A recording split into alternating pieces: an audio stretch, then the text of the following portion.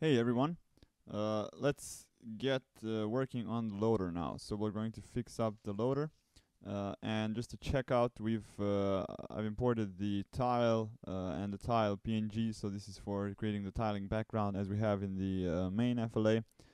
This is the actual loader, so you can see the mask and the background. This is supposed to be gray and then fill up with this orange color, and that's again how this is going to work. So it's going to keep moving to the right, and you can see the preview right here in the library, right? So this is how this loading process should work.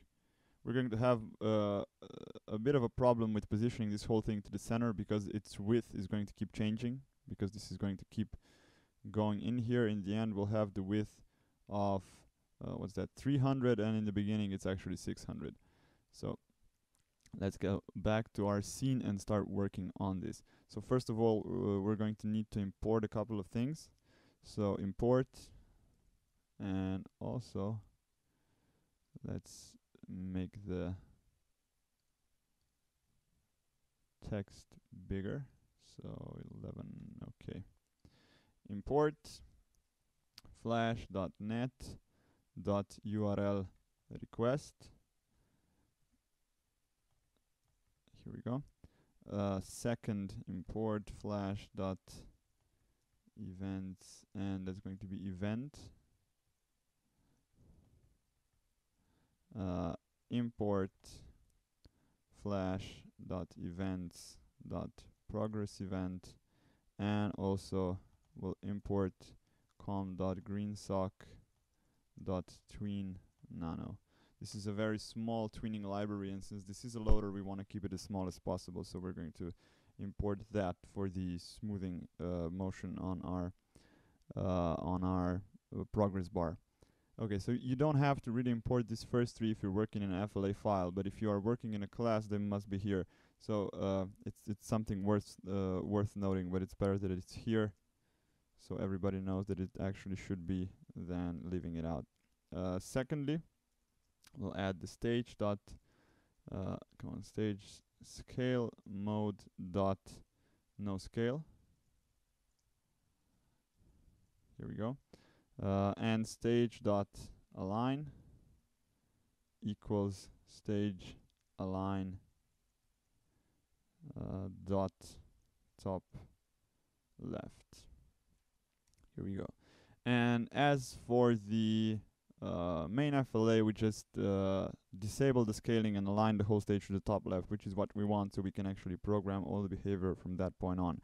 Then we want our tile equals, and not a tile list, equals new tile, and we want to create that tile bg instance for the tiling action in the background. Tile, oh come on, tile bg and tile this dot stage, and the blending mode is normal, like that. Okay, so we have the tiling, we have the loading, and we'll reposition the loading after we set up the loader. So this will be the loader. Let's also say tile background here, and these are stage settings actually, but we'll leave it as stage. So var loader equals new loader, and loader object is capable of loading Swift files. Secondly, we'll add the URL, and we'll say main.swift.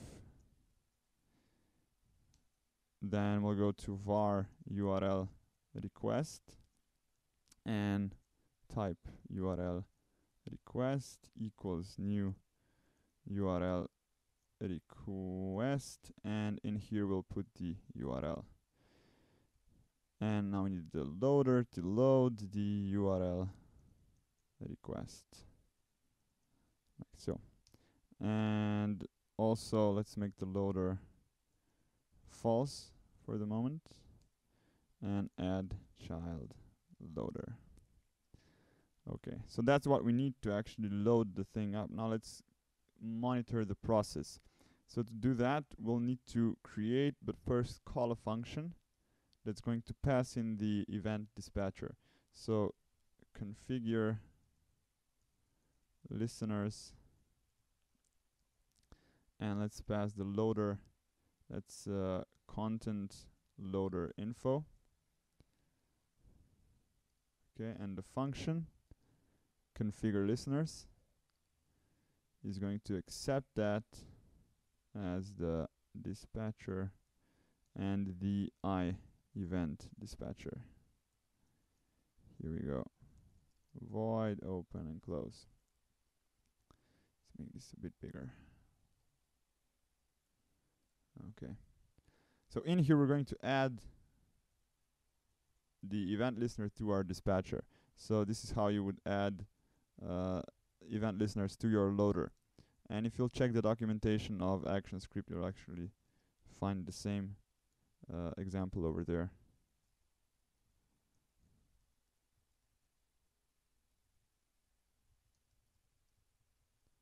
And this is progress event, progress, and let's say on progress. Okay, so we need these two functions. Okay, the first one is going to report on our progress, and the second one is actually going to be run when the whole thing is complete. So let's make a function progress on progress, and EVT is progress event. Okay, and down here let's create a variable called bar x number equals, and we can actually make it outside and then just fill it up in here. So bar x equals math seal, so we are sealing this up, EVT bytes loaded divided by EVT bytes total, and we're going to use that times 300 and close it up here and say minus 300. And we've gone through why we have such a structure. Minus 300 is because the default value of our bar is minus 300. And if we go check in here inside of the loader, if we click on this bar, and that's the bar, you'll see that x is minus 300. So that's where we start from. And then we have to get from minus 300 all the way to 0. Okay? And that 0 over here is where we want this to be in the end for the loading process to have finished. Okay? So that's why we want minus 300 over here, and then we're getting from 0 to 300. So we're actually getting values from minus 300 to 0. And now we're going to use that tween nano2. We're going to use loader bar 0.8 and x equals bar x, like that. And let's run it just to see if we have any problems. So this is the complete handler. Of course, we need the function for complete handler before we can test it. So function complete handler, and it's EVT event void open and close. Let's run it now. There's also another problem. Let's see, loader bar. Do we have a no? So we have no instance name for our loader, therefore we can't access it through ActionScript.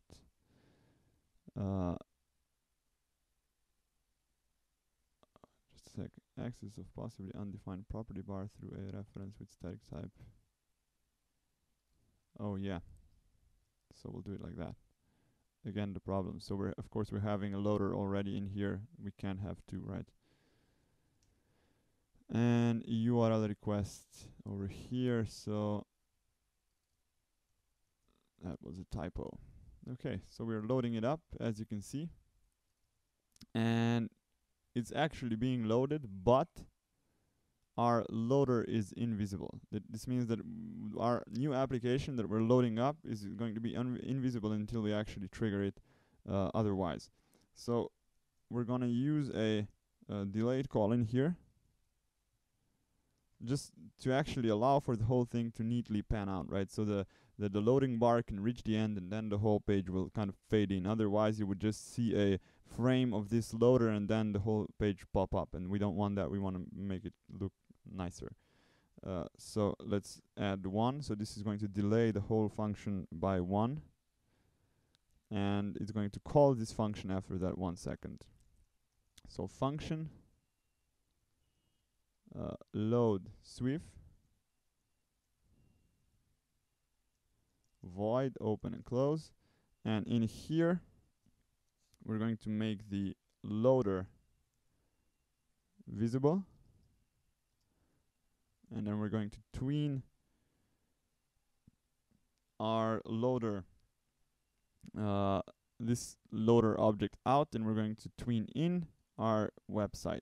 So let's use tween nano 2, and let's use loader, and let's say 0.8 and alpha 0. We need the tween nano from for our loader, and we'll tween it from 0 to 1. And we make it visible and then tween it from 0, which means that we're going to see a nice fade-in effect.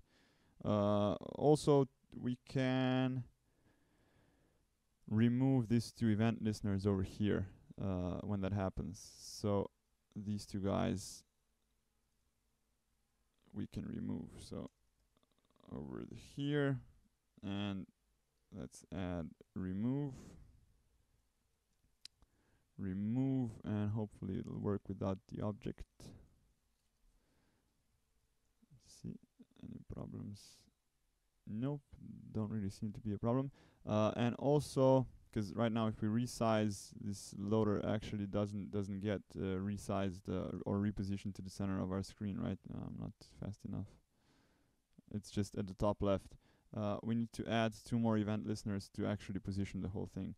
So add event listener event enter frame. This is going to listen for each frame. And then stage add event listener event dot resize on stage resize. Okay, and let's create a function on frame evt event void open and close, and let's create another function for on stage resize evt also event void open and close, and we'll just position our loader in here in these 2 functions.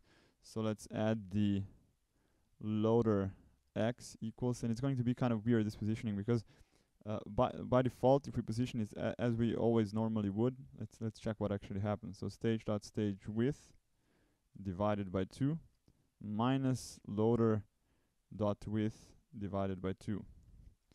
Okay, let's do the same for the y. So loader dot y equals stage height divided by 2. Come on, like that. Minus loader dot, and underscore is missing everywhere. Go back, like that. Okay. Loader height divided by 2. And let's copy and paste that into the onFrame function. And you'll see what I'm talking about. So this is moving, right? And it's moving because, again, as I said before, its width is changing. So on this enter frame event, so on frame, each frame, it actually, this width of the loader is different. So that's why the position is changing. And if you want to compensate for that, you can do that quite easily by actually doing loader bar loader bar dot x divided by 2, and do the same thing down there. and now you're actually exactly compensating for the difference that that loader bar is creating. So this one keeps going to the right, right? And you can see, if you check it out right here in the preview, you'll see what's happening, right? So as we push this to the right, the whole thing is getting centered, and the width of the entire object is shrinking. Therefore, the motion. But with the code that I've just added over here, we should really compensate for that, so we see it being completely still. And if we check this out, let's open our index HTML in text wrangler, and instead of main swift, loads the loader swift. Okay, empty and reload. This is what we get. And this is actually our final website. So we've managed really to get from creating a navigation only positioning system to creating all of the sections, the shells that we now filled and use the XML to create dynamic data, with the contact us form, which uses the PHP to send the actual form to the recipient, which most likely will be you, the full screen function, which also works just as well with everything else in here, because it's all prepared to do exactly that, so to scale up or down. And that's what full screen is. So you're just scaling your whole website to the whole real estate of your display, of your monitor. So I would say that this thing is pretty finished right now.